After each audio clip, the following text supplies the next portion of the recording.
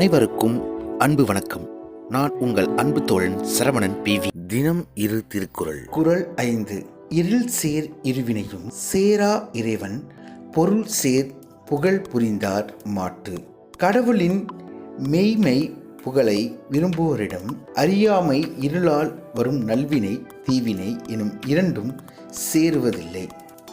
The men who on the king's true price delight to well affects not them the fruits of deeds done ill or well.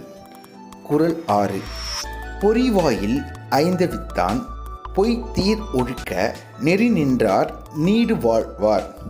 மெய், வாய், கண், மூக்கு, செவி ஆகிய 5 பொறிகளின் வழிபிறக்கும் தீய ஆசைகளை அழித்து கடவுளின் பொய்யற்ற ஒழுக்க வழியிலே நின்ற நெடுங்காலம் வாழ்வார்.